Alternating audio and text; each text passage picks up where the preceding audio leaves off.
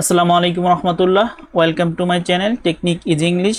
আজকে আমাদের আলোচ্য topic future perfect tense. Okay, right. ভবিষ্যতে কোনো একটি কাজ নির্দিষ্ট সময়ের মধ্যে শেষ হবে এরূপ বোঝালে ভার্বের ফিউচার পারফেক্ট টেন্স হয়। ওকে, তার মানে কি ভবিষ্যতে এবং কি কোনো একটি কাজ নির্দিষ্ট সময়ের পূর্বে শেষ হবে। ওকে, নির্দিষ্ট সময়ের পূর্বে শেষ হবে যদি এরূপ বোঝায় তাহলে সেটা হচ্ছে কি ফিউচার পারফেক্ট টেন্স।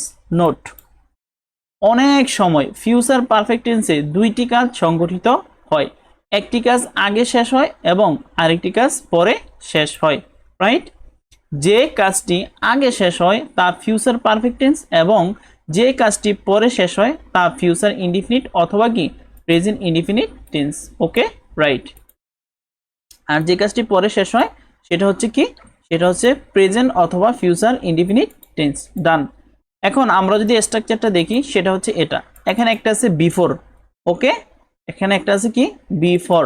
এই যে বিফোরটা আছে না, এই বিফোরের পূর্বে হচ্ছে কি আমার ফিউচার পারফেক্ট টেন্স হবে। রাইট? আবার এখানে আছে কি আফটার। রাইট? এই আফটারের পরে কি হবে, এই আফটারের পরে হচ্ছে কি ফিউচার পারফেক্ট টেন্স হবে। আর অপর পাশে যেটা থাকবে, রাইট, যেমন বিফোরের পূর্বে ফিউচার পারফেক্ট টেন্স এবং অপর পাশে যেটা থাকবে সেটা হচ্ছে ফিউচার অথবা প্রেজেন্ট ইনডিফিনিট টেন্স। ওকে, অপর পাশে যেটা থাকবে আফটার, এই আফটারের অপর পাশে, রাইট, অপর পাশে হচ্ছে আমার এটা, এই অপর পাশে যেটা থাকবে সেটা হচ্ছে ফিউচার অথবা প্রেজেন্ট ইনডিফিনিট টেন্স হবে। ওকে, রাইট। আমরা যদি অ্যাকচুয়ালি স্ট্রাকচার দেখি সেটা হচ্ছে এটা। যেমন এখানে আছে কি সাবজেক্ট, তাহলে এখানে কি এই যে সাবজেক্ট, মেনে নিলাম সাবজেক্ট। ওকে, তাহলে এটা হচ্ছে সাবজেক্ট। এরপরে সাবজেক্ট অনুসারে শ্যাল হ্যাভ অথবা will have. Okay, right, subject অনুসারে শ্যাল হ্যাভ অথবা উইল হ্যাভ। ওকে, তাহলে এই যে এখানে কি উইল হ্যাভ চলে আসলো না, উইল হ্যাভ। এরপর হচ্ছে বি থ্রি।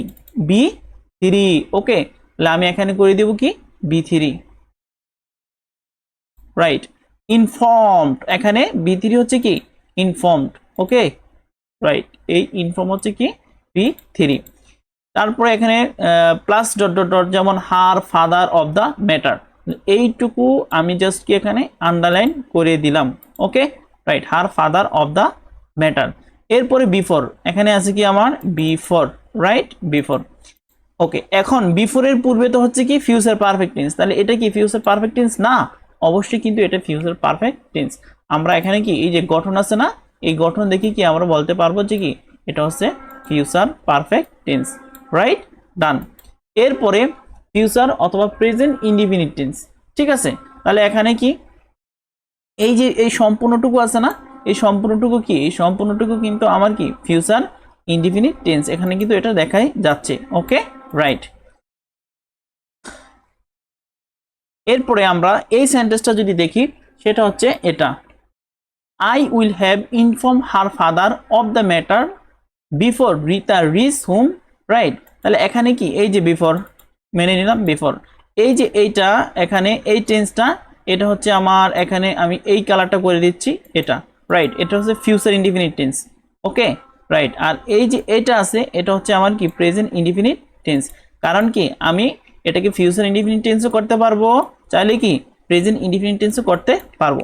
এখন আসি, এখানে কিন্তু কি সাবজেক্ট, ঠিক আছে, এখানে কিন্তু সাবজেক্ট ঠিকই আছে, এটাতে কোনো সমস্যা নেই।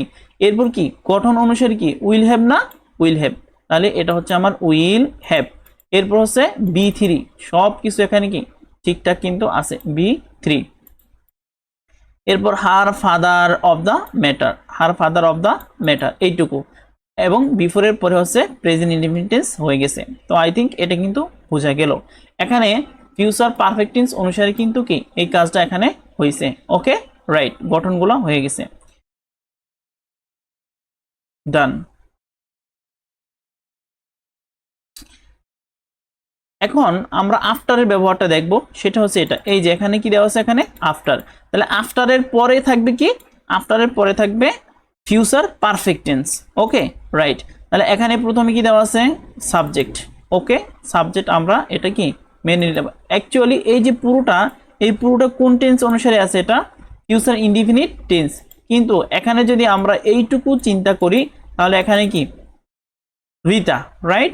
তাহলে রিতা, রিতা সাবজেক্ট পেলাম। এরপর কি ফিউচার পারফেক্ট টেন্স অনুসারে শ্যাল হ্যাভ অথবা উইল হ্যাভ কিন্তু নিয়ে আসলাম। ওকে, রাইট।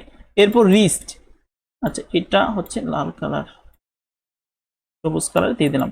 ওকে, রিচ, তাহলে রিচ এটা হচ্ছে কি ভার্ব বি 3। ওকে, রাইট, মেনে নাও। এরপর এই যে হুম, এই হুম হচ্ছে কি, এটা হচ্ছে এক্সটেনশন। ওকে, রাইট। এখন আফটারের পরে আমরা জানি ফিউচার পারফেক্ট টেন্স হয়, আর প্রথম অংশটা হয় কি ফিউচার ইনডিফিনিট অথবা প্রেজেন্ট ইনডিফিনিট। ফিউচার ইনডিফিনিট অথবা কি প্রেজেন্ট ইনডিফিনিট। ওকে, রাইট।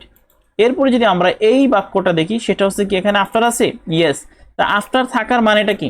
আফটার থাকার মানেটা হচ্ছে আফটারের পরে কি হবে ফিউচার পারফেক্ট টেন্স।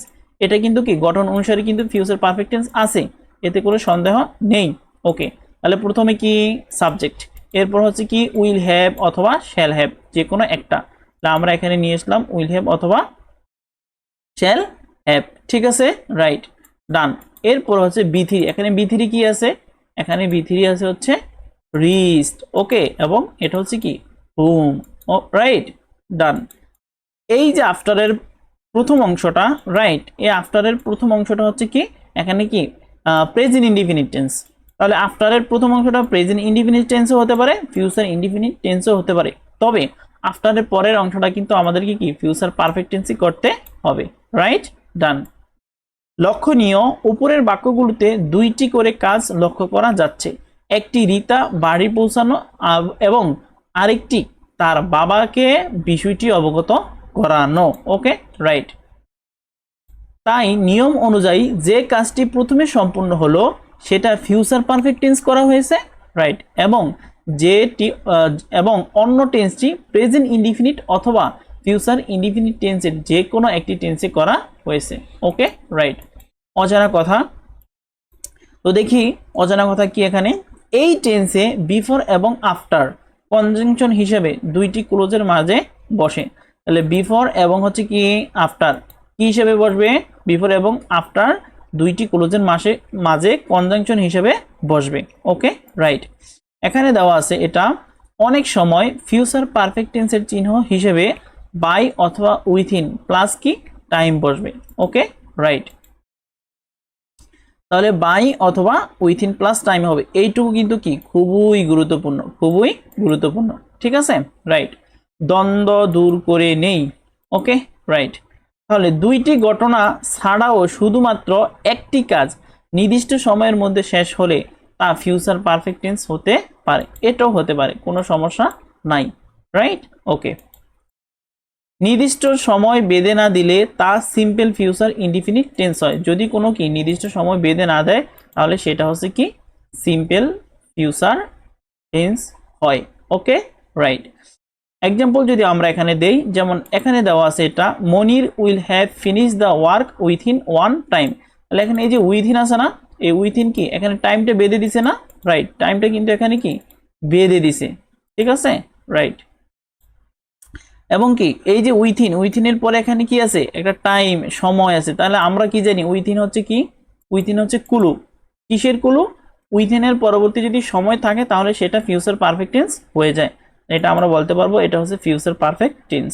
কিন্তু এই বাক্যে আমরা লক্ষ্য করি মনির উইল ফিনিশ দ্য ওয়ার্ক, এখানে কি কোনো কি উইথিন আছে বা বাই আছে, এবং উইথিন বা বাই এর পরে কি কোনো কি সময় আছে না, তাহলে এটাকে আমরা ফিউচার ইনডিফিনিট টেন্স বলতে পারবো। Okay, right.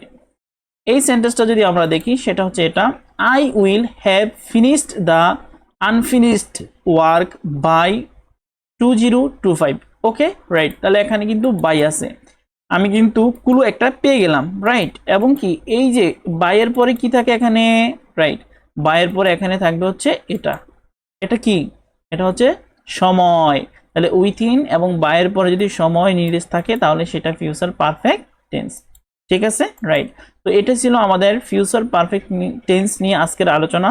আমরা আলোচনাটা যে বই থেকে রাখছি সেটা হচ্ছে এই বই, ইংরেজি শেখার এক অনন্য বই, নিট বই। থাকলে সাথে এই বই ইংরেজি শেখার যাত্রা পাবে ভিন্ন মাত্রা। আমাদের ভিডিও টিউটোরিয়ালটি যদি বিন্দু মাত্র উপকার আসে প্লিজ লাইক, কমেন্ট এবং শেয়ার করবে। ওকে, আল্লাহ হাফেজ।